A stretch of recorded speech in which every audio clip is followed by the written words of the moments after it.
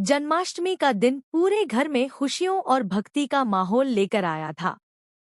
अहाना सुबह से ही अपनी जेठानियों चारू, राधा और मीना के साथ मंदिर को सजाने में जुटी हुई थी। हर तरफ रंग-बिरंगे फूल, दियों की जगमगाहट और रंगोली की खूबसूरती चार चांद लगा रही थी। घर के आंगन में भगवान कृष्ण की मूर्ति को सजाया जा रहा था और ढोलन गाड़ों की गूंज वातावरण को और पावन बना रही थी।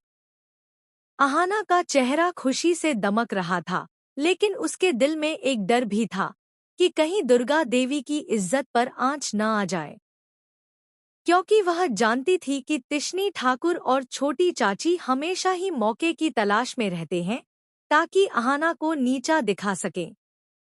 इसी बीच तिशनी और छोटी चाची ने एक चाल चली। उन्होंने जानबूझकर पूरे मोहल्ले को न्योता भेज दिया। जहां पहले सिर्फ 50 मेहमानों के लिए भोजन का इंतजाम था, वहीं अब 100 से भी ज्यादा लोग आ पहुंचे। जैसे ही अहाना ने भीड़ देखी, उसके पैरों तले जमीन खिसक गई। अहाना मन ही मन सोचते हुए, हे भगवान, अब क्या करूं? मैंने तो सिर्फ 50 लोगों के लिए ही भोग तैयार किया था। अगर इतने सारे मेहमान भूखे चले गए तो माँ की इज्जत धूल में मिल जाएगी। चारू तुरंत अहाना का हाथ पकड़ती है और उसे ढांढस बंधाती है। चारू, चिंता मत कर बहन। जब तक हम सब साथ हैं, कोई समस्या बड़ी नहीं। मिलकर रास्ता जरूर निकलेगा। इसी समय चारू की नजर साहूकारनी गिरवी ताई पर पड़ी। चारू का चेहरा एकदम उतर गया। चारू, धीमे स्वर में, अहाना, देखो, वह औरत आ गई है। गिरवी ताई, अगर उसने तुम्हें पहचान लिया तो बहुत बड़ी मुसीबत खड़ी हो जाएगी। अहाना ने उसकी बात को हल्के में लिया और कहा, अहाना, डर मत चारू। आज तो मैं हर हाल में माँ की इज्जत बचाऊंगी, चाहे इसके लिए मुझे कुछ भी करना पड़े। पूजा के समय भीड़ बढ़ती जा रही थी। अहाना ने बिना देर किए अपना छोटा सा गहनों का डिब्बा उठाया और माँ के पुराने खानदानी कंगन साहूकारनी के पास गिरवी रख दिए।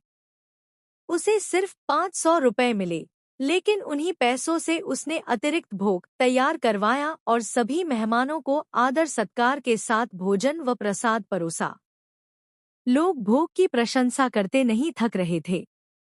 एक मेहमान, ओ वाह! आज तक हमने ऐसा स्वादिष्ट प्रसाद नहीं चखा। दुर्गा देवी की बहू सच में बड़ी होशियार और गुणी है। यह सुनकर दुर्गा देवी का दिल गर्व से भर गया। उन्होंने सबके सामने अहाना और बाकी बहुओं की तारीफ की। दुर्गा देवी, भावुक होकर, कितने सालों बाद हमारी पूजा इतनी भव्य हुई है। अहाना, तुमने मेरी उम्मीदों से भी ज्यादा कर दिखाया। लेकिन इसी बीच तिशनी और छोटी चाची तिलमिला उठी। तिशनी, गुस्से में, ये कैसे संभव है?